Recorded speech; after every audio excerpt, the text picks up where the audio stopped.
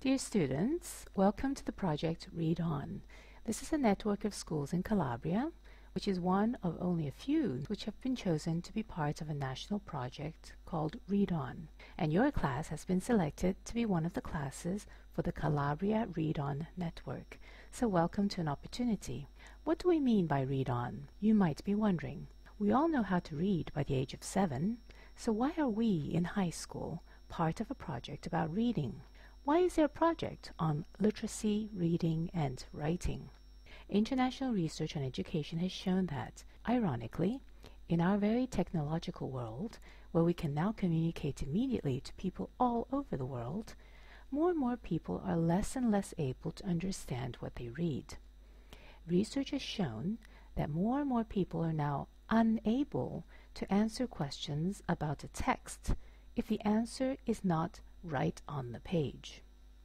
This is certainly rather terrible, but it is actually rather expected. Let's see why.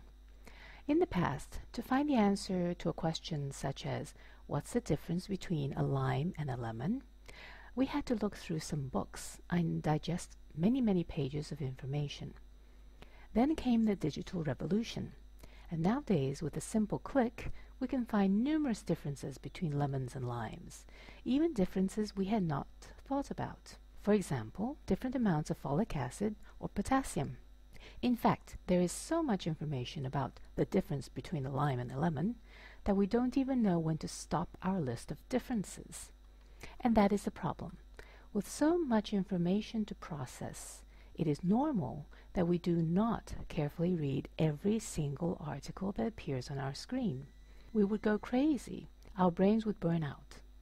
To survive this inundation of information, we need to do what experts call skim, scan, and flip. Skim, you look quickly through the piece of text to understand what it's about.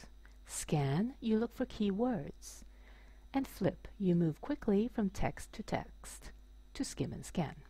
Skim, scan, and flip is almost a normal and healthy way to survive the massive amounts of information after your click. Unfortunately, skim, scan, and flip does not help us cultivate the ability to read deeply. There are two important reasons why we must be able to read deeply. The first reason relates to democratic citizenship. Thomas Jefferson said that information is the currency of democracy. However, nowadays anybody from anywhere can write about anything, so not every click gives us honest information. In fact, it is true that the internet has made information available to everybody, which is a first step towards democracy. But the internet is also a place for dishonesty to thrive. This means we need our repertoire of learned knowledge to process that inundation of information, so we can understand what is probably true, what is probably not true, and what we do not know enough of and need to investigate further. In this information everywhere society, we need to have a rich repertoire of learned knowledge to help us discern treasure from trash. And where does our repertoire of learned knowledge come from? A lot will come from schooling, from the systematic studying and understanding of subjects which are part of our school curriculum. Much of our learned knowledge will come from understanding deeply the information presented in our textbooks and other reliable resources. While skim, scan, and flip is the only way to survive all the information we receive after each click, the strategy of skim, scan, and flip will not help you read deeply and assimilate the information in your textbooks.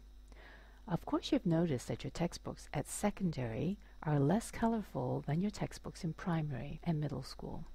You've also realized that your upper secondary textbooks are much more difficult to engage with because there is just so much more information to digest. And this information is written in a language that is not easy to understand. First of all, as students get older, the depth of content information that they must learn gets deeper. For example, what we learned about photosynthesis as children is very different from what we learn about photosynthesis in high school.